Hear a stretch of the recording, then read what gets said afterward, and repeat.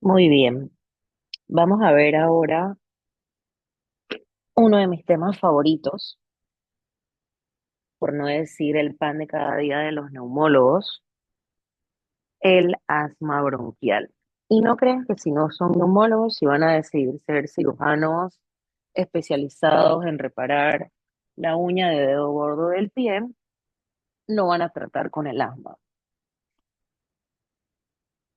Tenemos múltiples definiciones, realmente hay varias guías. Las sociedades se organizan para poder definir la enfermedad. Cuando me refiero a sociedades, me refiero a sociedades internacionales, no solo la panameña. Tenemos múltiples guías. em, en Panamá nos gusta utilizar mucho la Iniciativa Global del Asma, que es la INA, que es la anglosajona, y tenemos la GEMA, que es la Sociedad de la Guía Española, la Sociedad de Neumología de España. Más que todo porque al hablar en español no es una traducción lo que estamos viendo, sino más que todo dirigido a eh, nuestro idioma madre.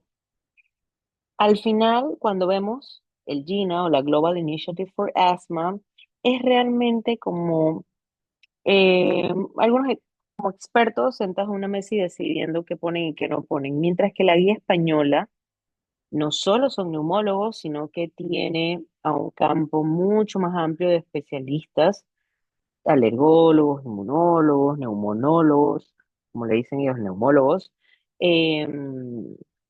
investigadores, bioquímicos que están al momento de la elaboración de la guía. Entonces, técnicamente, pues, la GEMA nos gusta también. Ambas guías, cuando vemos la definición que le dan al asma, tienen muchas características similares. Realmente lo dicen de una manera u otra. Hablan de inflamación. Y esto es importante porque si no entendemos la inflamación, no vamos a entender por qué el paciente tiene asma. Segundo, si usted como médico no lo entiende, usted no va a poder transmitirle esa información al paciente y el paciente que no sabe lo que tiene, no sigue las indicaciones o no sabe por qué debe usar uno u otro medicamento de una u otra manera.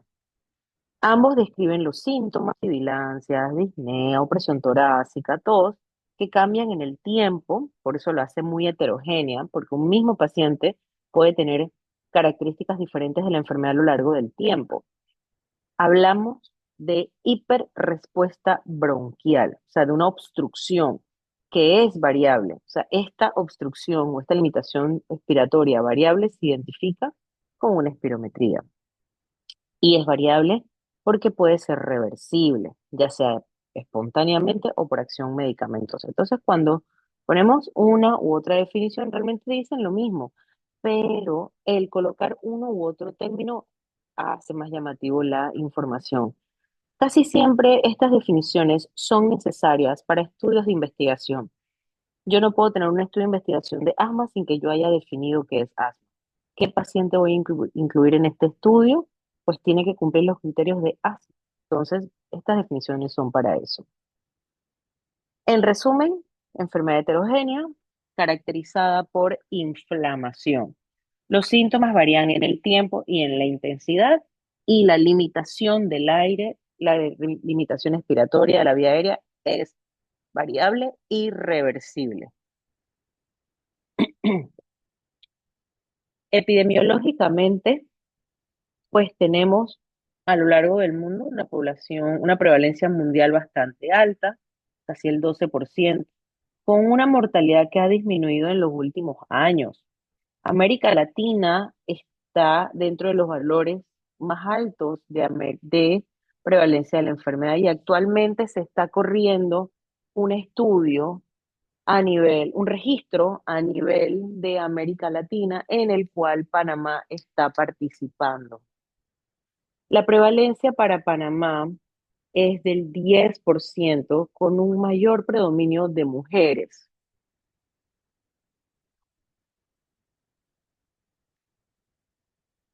Cuando vemos el análisis demográfico, vemos que para los hombres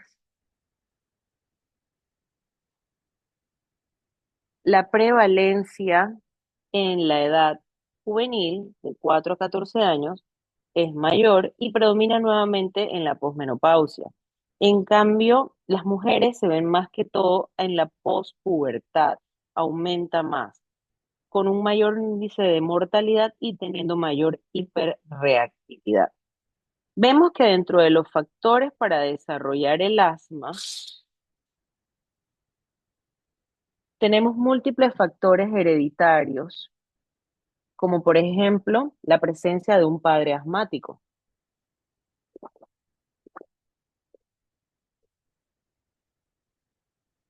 La presencia de un padre asmático le confiere a un paciente un 40-50% de probabilidad de padecer asma. Pero si ambos padres son asmáticos, el paciente tiene hasta un 80% de probabilidad de tenerla. Infecciones virales a recurrencia, como el rinovirus, que sabemos que es el principal virus del resfriado, o el virus sincitial respiratorio, puede llevar a una predisposición de asma, ya sea alérgica y no alérgica. La edad de la madre, madres muy jóvenes o madres muy mayores, puede predisponer al asma, así como factores ambientales. La epigenética son todos estos factores que inciden en ese bebé que está en formación dentro del vientre de su madre. Podemos tener también factores perinatales que afecten el desarrollo. Por ejemplo, tenemos una madre que fuma o que tiene alguna enfermedad inflamatoria, que tiene una pobre implantación o que tiene múltiples exposiciones a microorganismos. O sea, este bebé se está formando, o sea, que su genoma está siendo incidido por todos estos factores de la madre.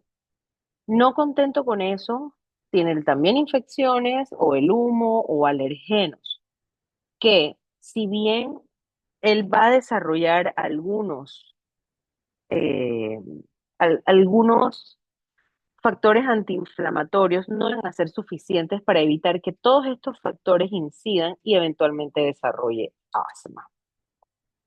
Tenemos otros factores clínicos que están asociados, como por ejemplo la atopia, que es este carácter hereditario de una persona de presentar reacciones alérgicas con frecuencia, que lleva a verse visto más en los hombres y pues aquellos que tienen atopia tienen mayor probabilidad, así en 3,5 veces más de desarrollar asma.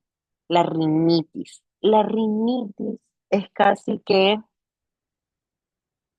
de la mano del asma. Usted tiene un paciente asmático, hay que buscarle rinitis.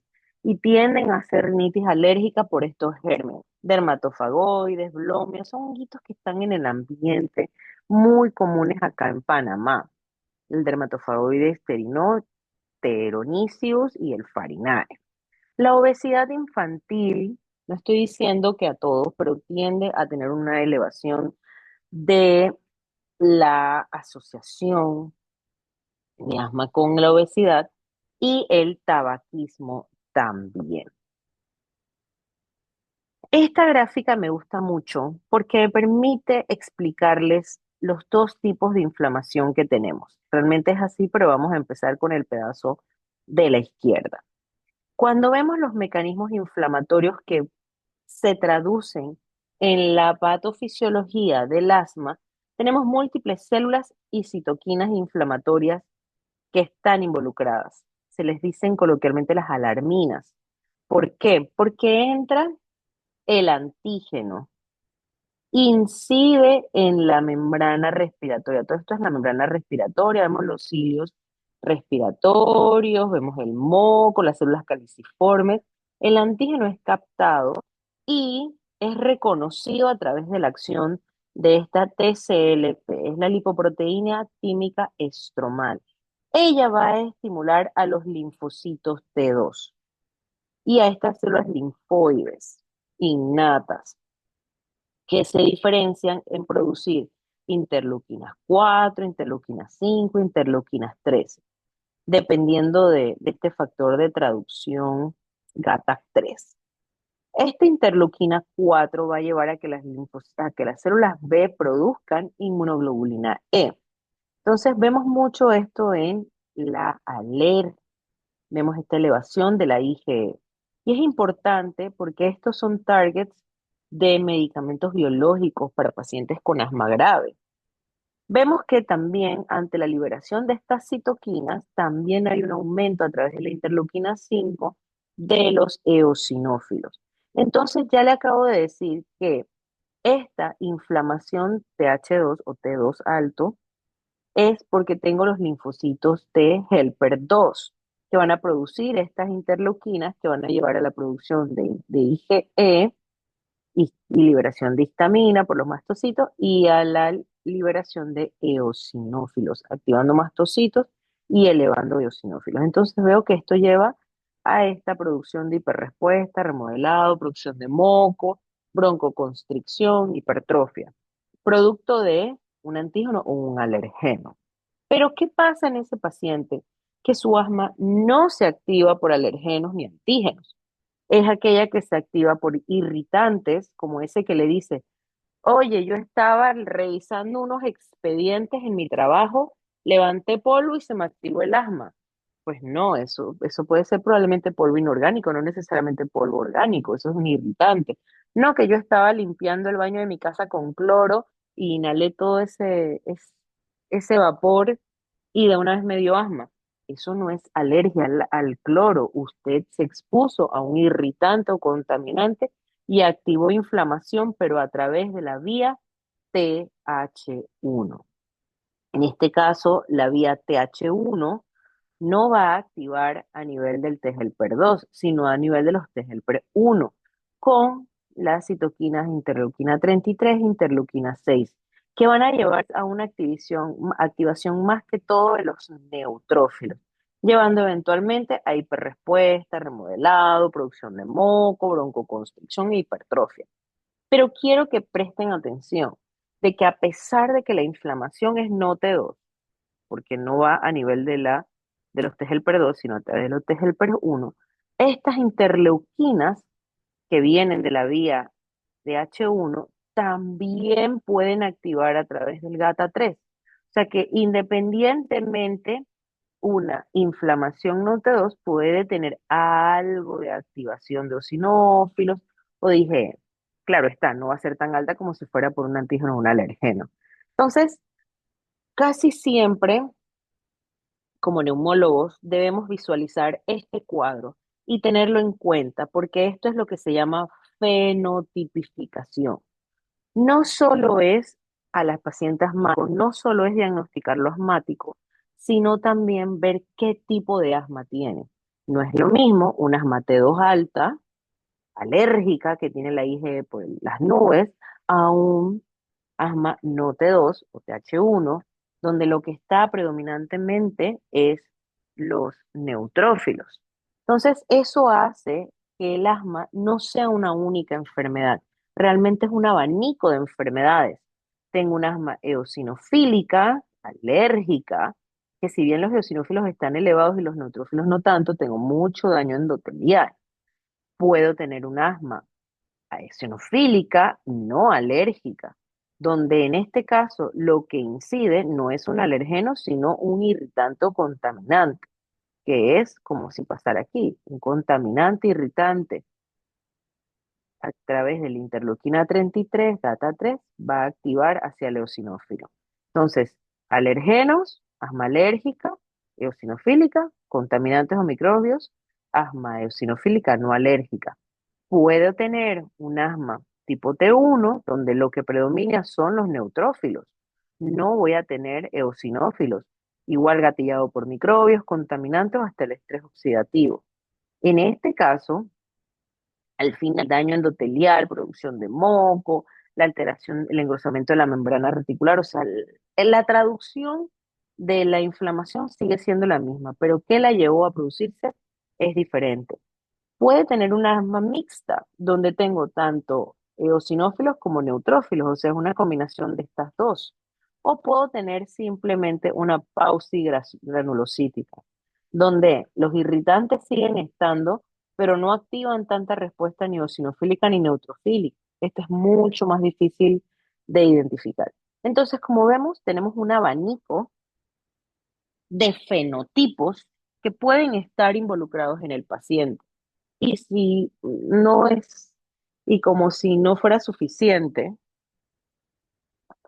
Yo puedo tener un paciente con asma alérgica, eosinofílica, que su gatillante en esta ocasión fue un contaminante y no es la alergia, pero se le activó su asma. Entonces, siempre es importante identificar qué gatilló la exacerbación del paciente, porque al final todo eso se traduce en engrosamiento de la membrana basal. Su asma puede llegar a remodelar y a no tener más esa inflamación crónica, sino ya quedar remodelada y su paciente quedar con obstrucción crónica.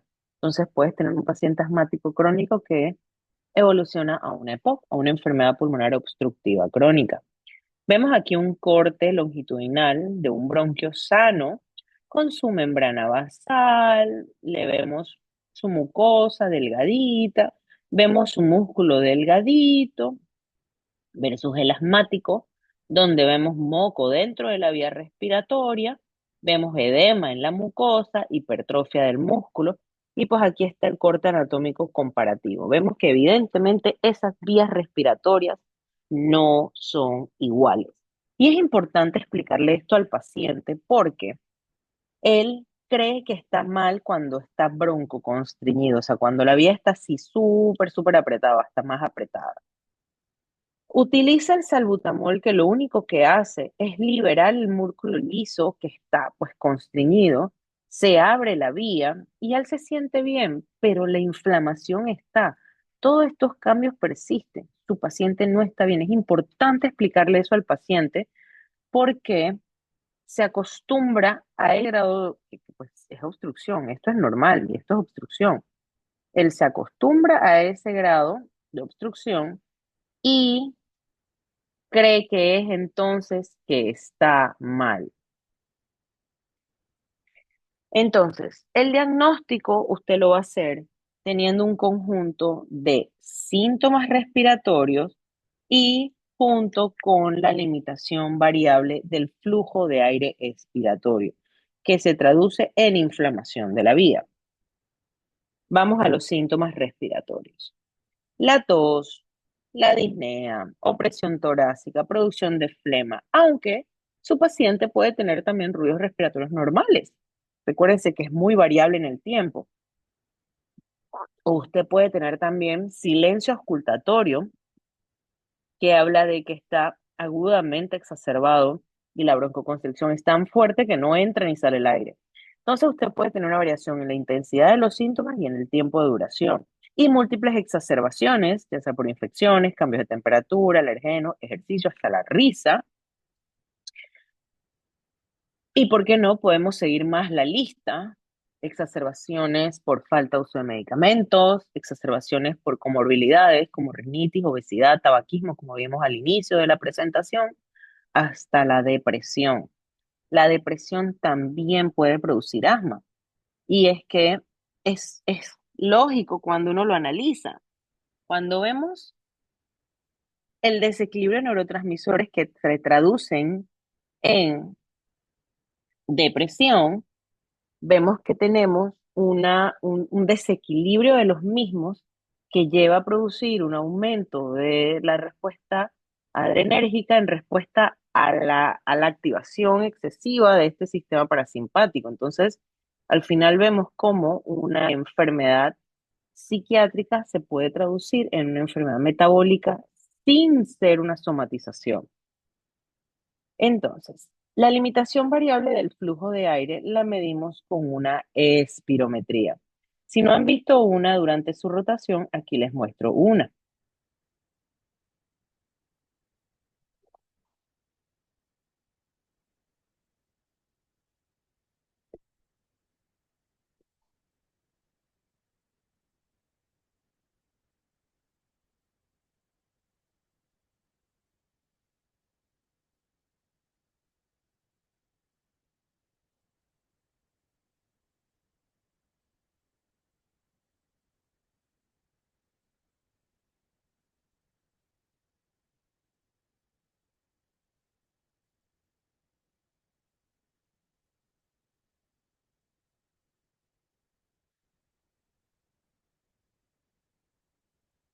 Entonces, Cuando vemos después de la realización de esta técnica, donde lo que estamos viendo es que el paciente está cómodamente sentado, la técnica se expresa ya de forma clara y tajante de qué es lo que tiene que hacer, está haciendo una inspiración máxima, lenta y progresiva, no forzada, que va a mantener y luego va a expulsar el aire con fuerza y rapidez. Eso lo va a hacer en el primer segundo.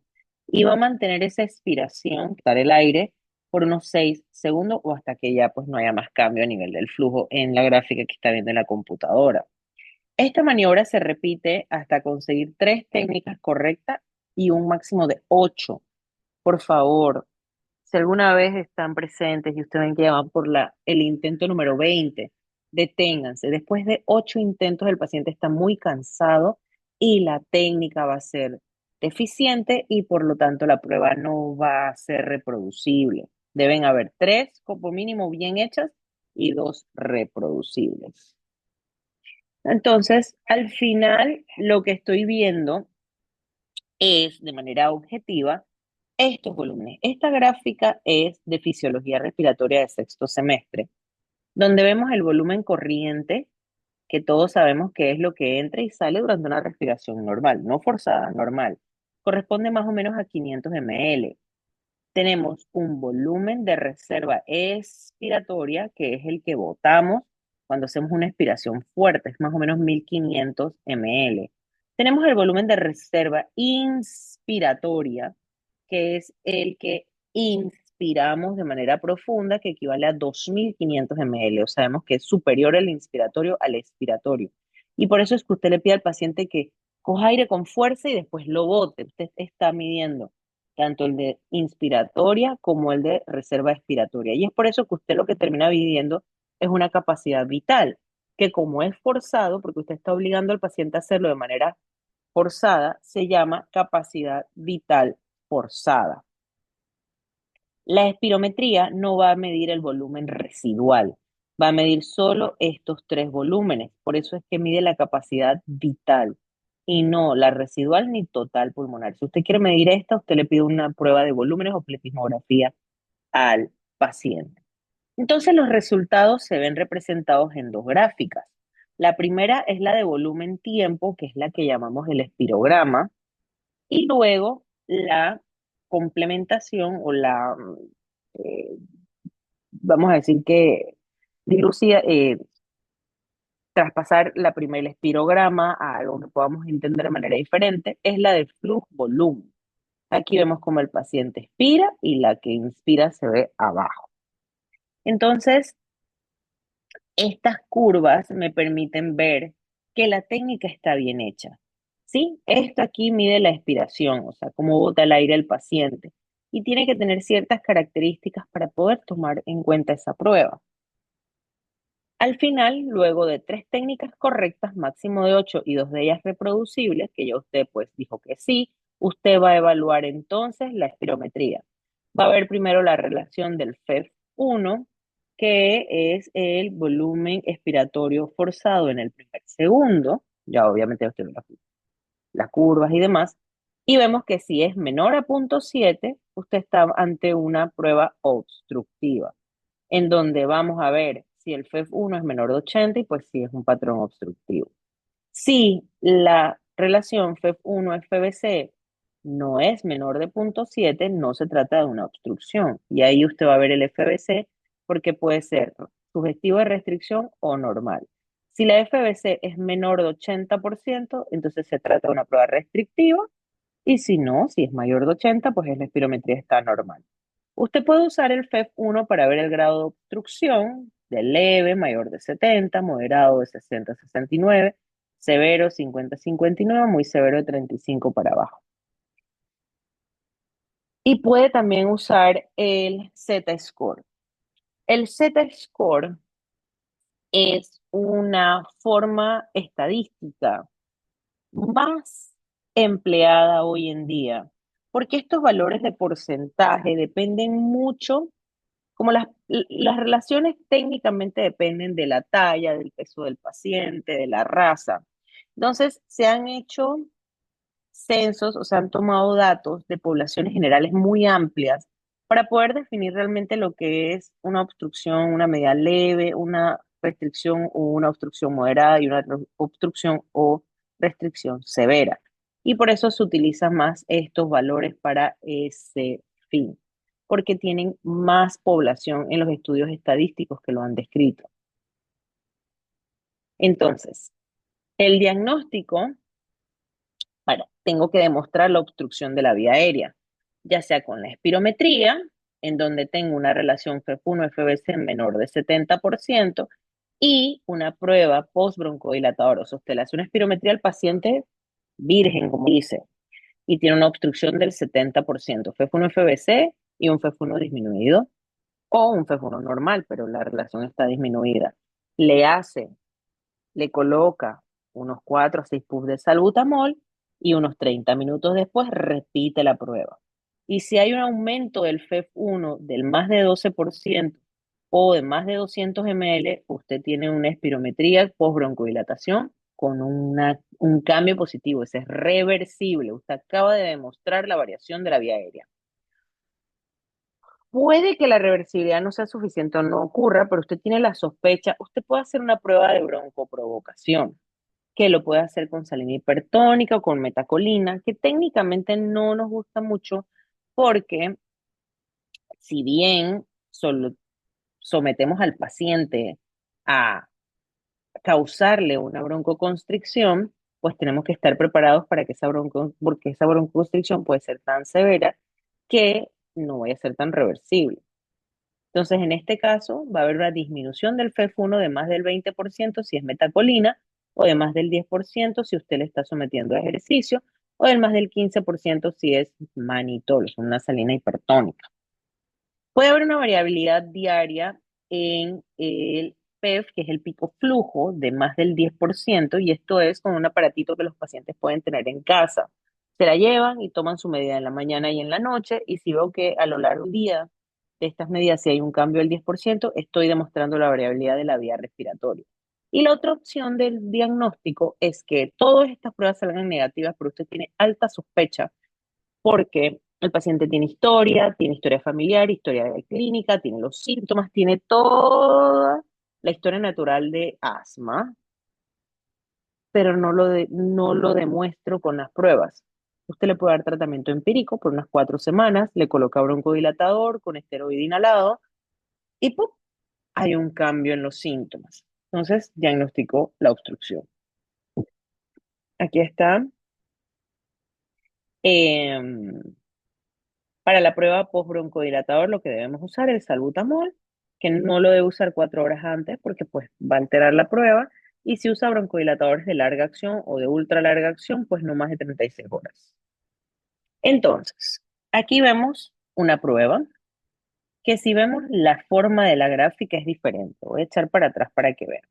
Normalmente la forma de la gráfica flujo-volumen tiene esta rodilla y tiene una caída suave.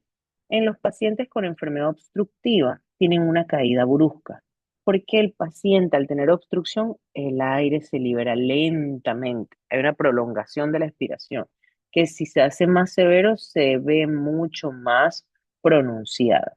Entonces, voy a ver la relación FEF1-FBC. Vemos que está en 0,63. Eso es menos de 0,7, o sea, es una espirometría obstructiva. Ahí voy a ver el FEF1 y veo que el FEF1 está en 104% del predicho. Eso es, no, parece normal, pero realmente es una obstrucción leve. Y vemos que el porcentaje de cambio es muy bajo, es de 1,2. Si medimos la diferencia en cuanto a litros, vemos que el paciente tiene 2,3 litros inicial y el punto postbroncodilatador es de 2,33 litros. Realmente cambió, si acaso, 30 ml. Pero vemos en este caso de acá, el FEF1, FBC menos de 0,48, o sea, es menos de 0,7, es obstructivo. Pero ahora sí vemos un FEF1 disminuido a un 50% del predicho. Cuando se le coloca el broncodilatador, está en un 10,1% de cambio. O sea, es significativo el cambio que hay. Si bien no alcanza los 12%, Probablemente este paciente sea un asmático crónico y se le haya colocado el, y ya esté en tratamiento. Entonces, siempre tener en cuenta el diagnóstico diferencial, porque no todo lo que silba es asma. En los pacientes pediátricos puede ser hasta un cuerpo extraño. En los adultos mayores pueden tener secuelas de tuberculosis como bronquiectasias.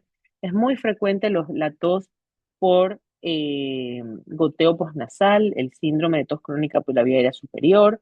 Puede haber EPOC, puede haber tromboembolismo, una cardiopatía, una insuficiencia cardíaca congestiva. Entonces, técnicamente buscar. Esto es lo que les decía. Hoy en día el asma no es solo decir tiene asma y ya, sino tratar de fenotipificarla.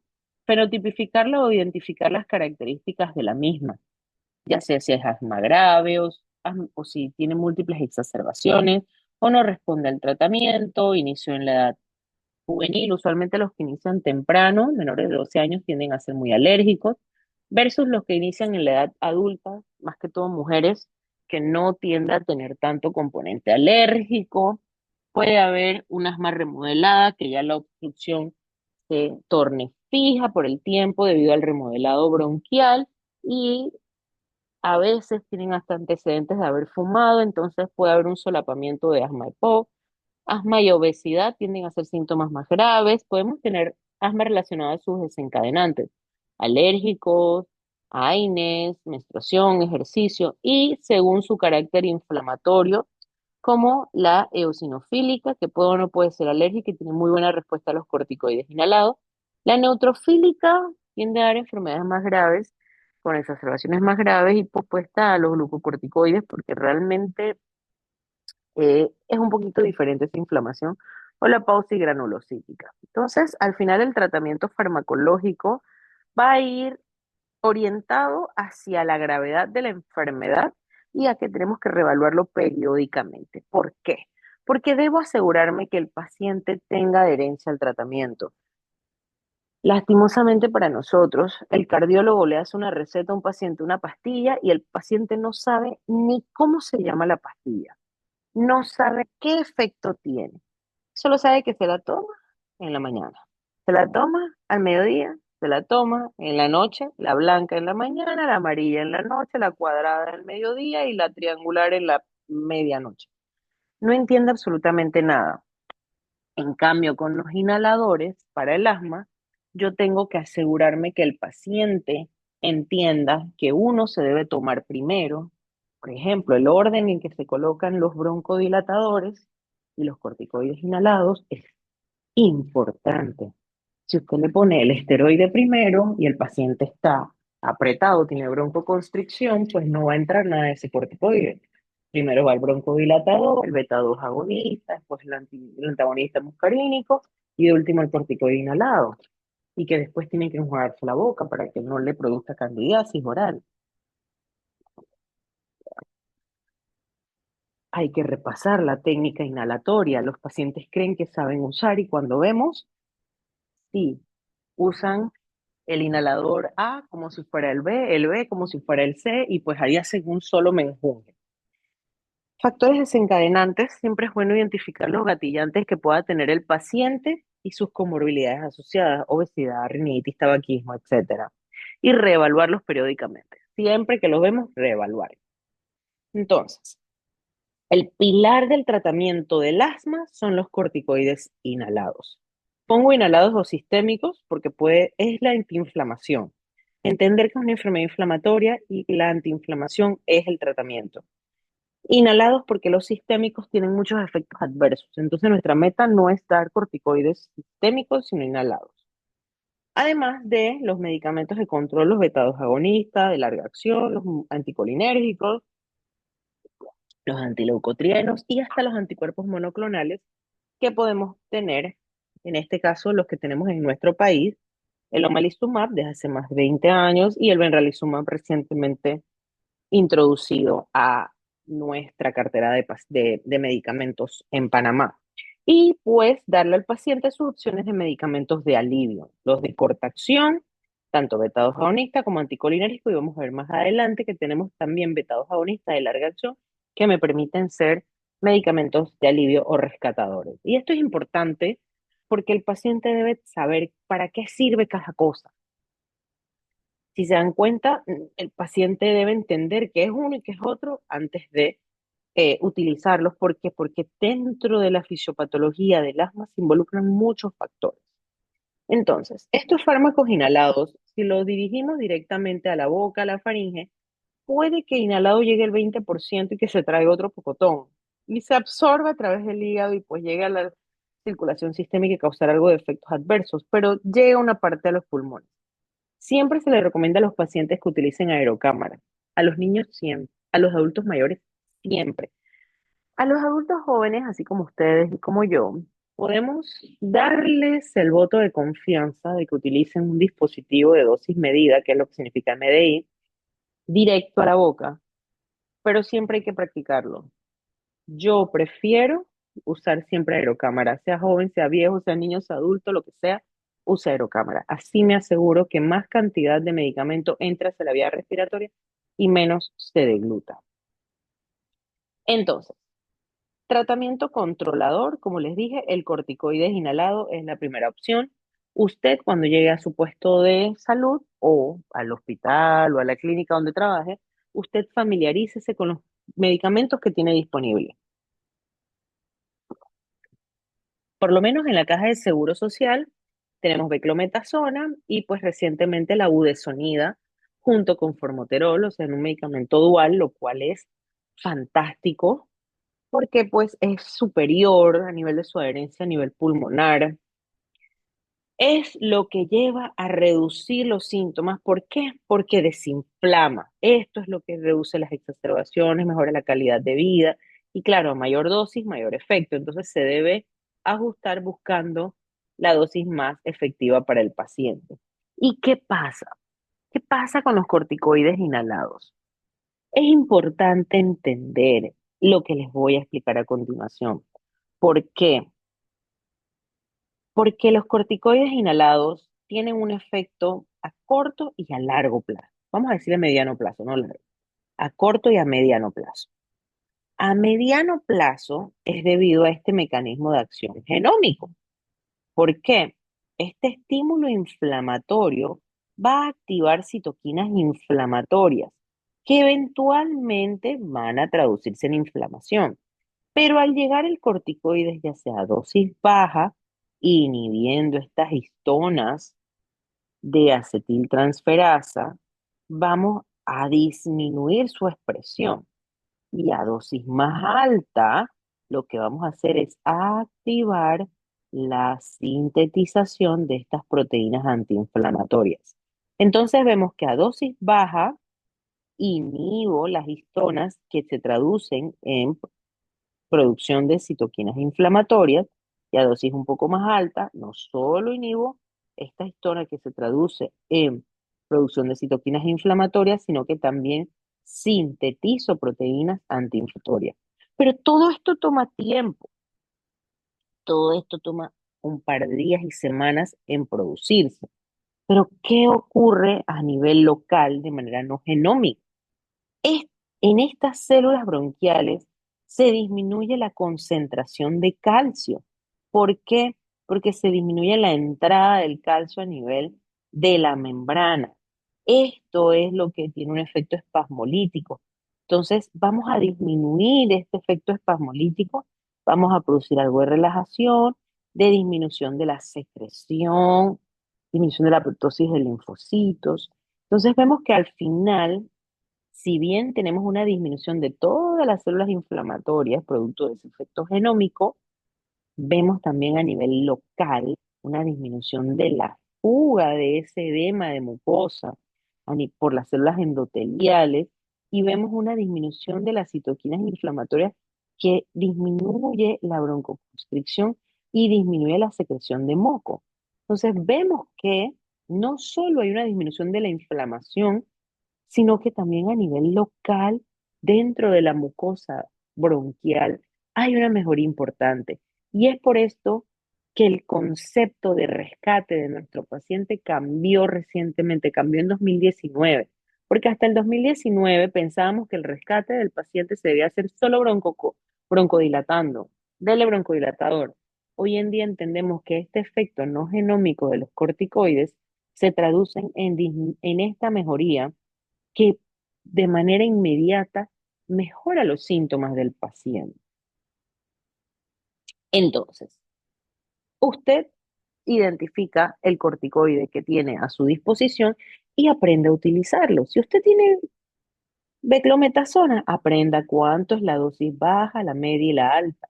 ¿Y por qué? Porque el dispositivo viene de 50 microgramos y a veces le dan al paciente dos puffs 2 veces al día.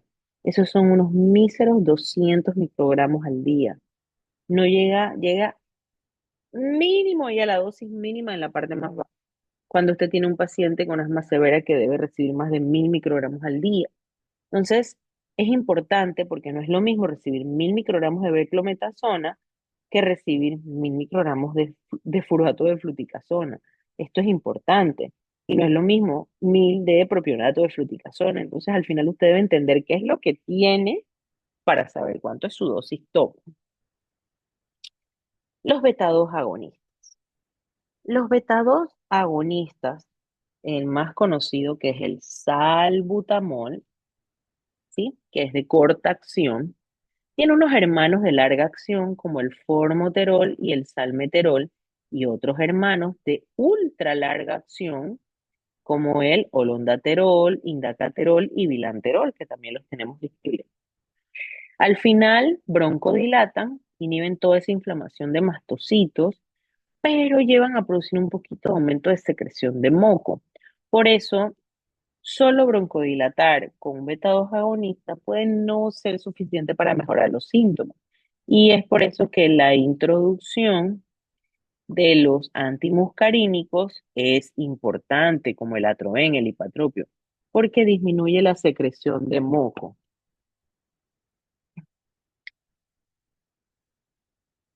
Entonces, dentro de los broncodilatadores beta-2 agonistas que tenemos, de acción corta, como les di, es el salbutamol, que viene de 100 microgramos por inhalación.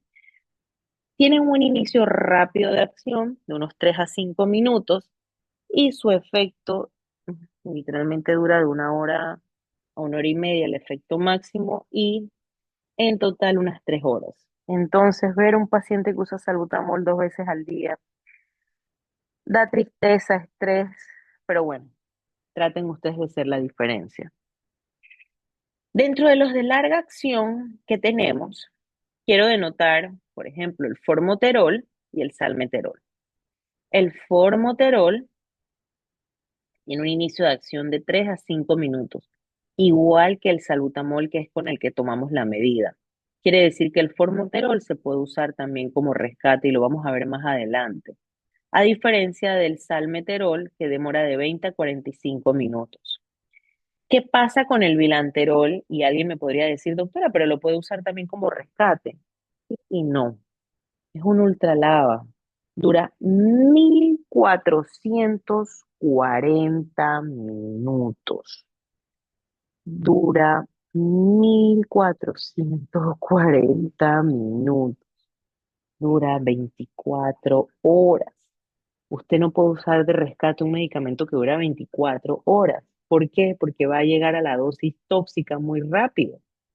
Entonces, ahí el formoterol, al durar menos cantidad de tiempo, al durar unas 11, 12 horas, pues puede ser utilizado como rescate y es lo que vamos a ver más adelante en las guías.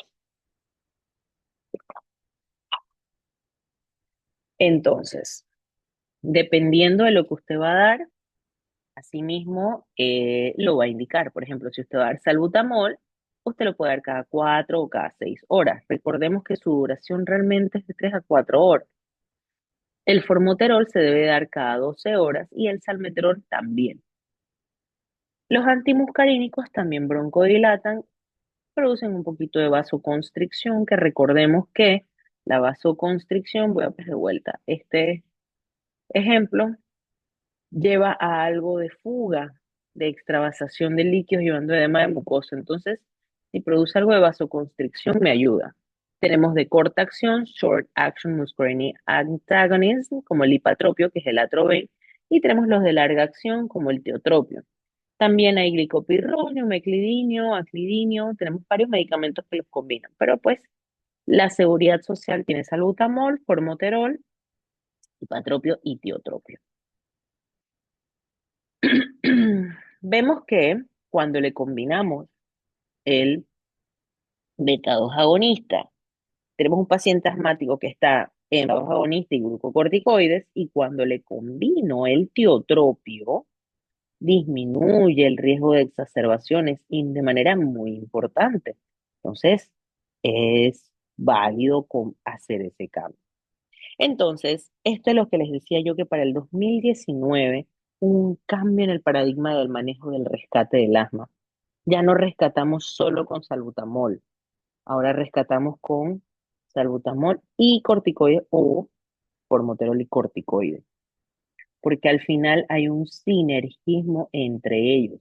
No solo el glucocorticoides, que tiene su efecto antiinflamatorio, sino que también estimula la expresión de los receptores beta 2 y esa unión con los receptores, con la molécula y el receptor, traduciéndose en más broncodilatación y previniendo la intolerancia. Entonces, al final ese sinergismo me facilita su trabajo y su efecto benéfico. Entonces, cuando vemos a nuestro paciente, debemos clasificar la gravedad de su enfermedad para así poder definir cómo lo vamos a tratar, identificarlo si es intermitente, si es persistente, leve, moderado o grave o severo, dependiendo de los síntomas diurnos, de cómo se modifican o se alivian sus síntomas utilizando la medicación, si tiene síntomas nocturnos, la limitación de la actividad de aire. Hasta aquí diría yo que nos quedamos porque es lo que podemos ver en la primera cita. En la primera cita, si el paciente me dice, no, doctora, yo hago todas mis actividades, pero me molesta un poquito, sí, tengo muchos síntomas en la noche, usted siempre le da el punto al valor que más tiene. Si lo que le dice es que utiliza varias veces al día el medicamento de rescate, pues su paciente no está en otro lado. Sí, el paciente tiene muchas exacerbaciones al año, pues me habla de que el paciente ya es persistente su enfermedad y dependía del grado de obstrucción también del FEF1 o el pico flujo. Entonces, es necesario esto porque de esa misma manera lo vamos a tratar. Voy a expresar primero que siempre debemos evaluar a nuestro paciente. Lo que les dije, cada cita se reevalúa, se asegura o se confirma el diagnóstico, se controlan las comorbilidades y se puede ajustar el tratamiento de acuerdo como vamos viendo. Mejora, vamos bajando en escalón. Empeora, vamos subiendo en escalón. ¿Ok? Es dinámico el manejo del asma. Track 1 y Track 2. ¿Por qué? Porque en el Track 1 usted tiene un medicamento que tiene formoterol, que es un beta 2 agonista de larga acción, y un corticoides inhalado. Pero en el Track 2 usted va a tener el corticoides inhalado separado del beta 2 agonista de corta acción. ¿Ok? Recordemos que si va a usar uno de corta acción, tiene que dar más veces al día. Cuando usted tiene que darle a un paciente un medicamento muchas veces al día, es altamente probable que se le olvide una de las tantas. Eso hace que sea más probable que esté usando mal el medicamento y que por eso no esté mejorando. Por eso el TRAC 1 utiliza el formoterol porque es 2 veces al día y puede ser usado como rescate. Tengo en el Step 1 y Step 2 que utiliza a demanda la inhalación.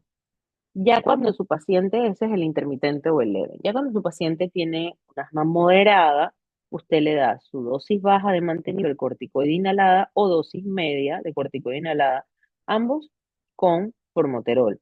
Y si necesita rescate, él usa dosis adicionales.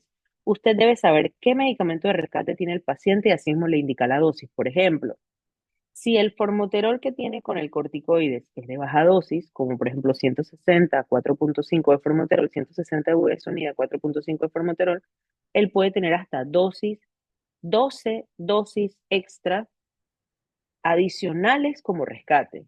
Pero si el inhalador que el paciente tiene es de 320 microgramos de esteroide y de 9 microgramos de formoterol, tiene solo 6. Entonces usted no le puede decir al paciente, usa 12 y el inhalador que tiene es el de moderada dosis. Entonces, no hay que saber bien lo que tiene el paciente para indicarle el medicamento.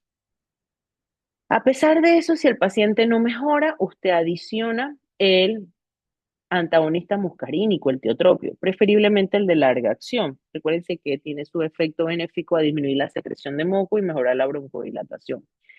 Usted debe ir fenotipificando a su paciente y considerar mantenerlo con dosis alta de corticoides inhalados.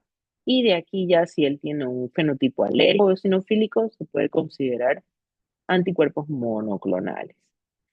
Desde el step 2, usted puede considerar la incorporación de el antagonista de leucotrienos, como el montelukast, si el paciente tiene elevación de los eosinófilos. Y si tiene un componente alérgico, también le puede incorporar eh, dosis, le puede incorporar dosis de eh, anticuerpo monoclonal para polvo de la casa, ¿ok? En ambos se dan rescate y lo ideal es darlo en combinación con el corticoides, pero si no, pues el track 2 te permite darlo en combinación beta-2 agonista de corta acción con el corticoide inhalado. Tener en cuenta que esto es lo que llamamos terapia MART. ¿Por qué? Porque es de mantenimiento y rescate. Maintenance and Reliever Therapy. Es la combinación de el beta-2 agonista de larga acción con el corticoides inhalado. Y en el track 2 realmente lo estás haciendo con un rescate antiinflamatorio. Y tener en cuenta la incorporación, como les dije, del antileucotrienos o de la pastilla sublingual contra el house dust mite. Allí usted ve cómo se sienten los síntomas del paciente, si son leves, 4 a 5 veces, si 4 a 5 días en una semana, o si es cada vez que camina, una vez a la semana, o si siempre tiene síntomas. Entonces usted va viendo en qué pone al paciente y así mismo sube. Le da, por ejemplo, triple terapia. Ya le está dando dosis alta de corticoides con formoterol y el antagonista muscarínico de larga acción. El paciente mejora, usted lo baja de dosis. Mejora, usted lo baja de dosis. Mejora, usted lo mantiene en baja dosis de acuerdo a lo que necesite. Empeora de nuevo, lo sube de escalón, lo sube de escalón, ¿ok? Es dinámico. Al final, tener en cuenta también el tratamiento no farmacológico, donde el paciente pues debe tener actividad física, prevención de los factores de riesgo, mantener o bajar de peso, evitar la obesidad, tener una dieta saludable, su vacunación de adulto, que le hemos mencionado, influenza, estreptococo, COVID, tosferina, y limitar el estrés y la depresión, como se los dije al inicio. Bajas de peldaño si mejora o subes de acuerdo a cómo lo vayas notando, pero le tienes que dar un tiempo de tratamiento, por lo menos unos 3 meses antes de poder asegurar que esté controlado y vas bajando la dosis poco a poco. ¿Está controlado? Pues lo tienes varios cuestionarios, Plasma Control Test, que es este que está acá, que es muy sencillo, en 5 preguntas, en cómo estuvieron las últimas 4 semanas, y el paciente le va diciendo con un valor numérico y si está por arriba de 20, pues está bien controlado. Realmente en la clínica de enfermedades obstructivas lo que hacemos es que a nuestro asmático le entregamos este cuestionario cuando él está en la sala de espera. Mientras él está en la sala de espera, él va contestando esto de cómo ha estado en las 4 semanas. Y o se lo podemos dar desde antes para que él lo vaya haciendo en su casa y me lo traiga ya contestado. Y cómo está el control de su el riesgo de exacerbaciones, la técnica, la adherencia es importante, que no fume y hasta la eosinofilia. O sea, si vemos que la eosinofilia viene subiendo, tiene un alto riesgo de exacerbación en un paciente con asma eosinofílica. Clasificó el control, bien controlado, obviamente que no tenga síntomas, ni limitación, ni de día ni de noche, y que no utilice la medicación de rescate, que puede ser salbutamol o en este caso, como les dije, el track 1, formoterol con corticoides. Parcialmente controlado si tiene ocasionalmente síntomas o pues mal controlado si pues siempre tiene síntomas. Entonces, cuando tengo una asma no controlada, que ya vimos que es mal control de los síntomas, tener en cuenta que exacerbaciones frecuentes también es una asma no controlada. Cada vez que le damos corticoides orales o sistémicos, esto crea una dosis acumulativa de corticoides y esto eventualmente se traduce en efectos adversos. Entonces, una exacerbación es un empeoramiento agudo de estos síntomas, de lo que normalmente es el paciente. ¿Por qué? Porque tú puedes tener un paciente con asma persistente leve, siempre tiene síntomas ocasionalmente, pero ahora lo tiene todos los días, se exacerbó. Antes no es que estaba sintomático, pero es que ahora está peor. Los factores que te pueden llevar a sufrir una exacerbación, uno siempre busca que esté utilizando mal el medicamento, que haya estado intubado, que tenga aumento de eosinófilos o que use excesivamente los medicamentos, o sea, no está usando su medicamento de mantenimiento, sino que está usando el medicamento de rescate mal. Problemas psicosociales, exposición al humo, cualquier comorbilidad que no está bien controlada puede llevar a una exacerbación. Y por último, el embarazo puede exacerbar. Entonces, allí cuando el paciente tiene una exacerbación, usted va el ABC que deben conocer ustedes para cualquier enfermedad grave, vía aérea, respiración y circulación. Si no tiene alteración de estos, no tiene que ir a intensivo, puede ser manejado en una sala regular o en la consulta externa y de manera ambulatoria. Usted identifica si es una exacerbación leve o moderada, porque si es severa debe ir a intensivo, considerando que puede requerir hasta oxígeno, intubación, pero siempre darle su medicación de rescate. Leve o moderada puede recibir corticoides orales y si es severa debe ser sistémicos a altas dosis. Y pues con eso terminamos la presentación.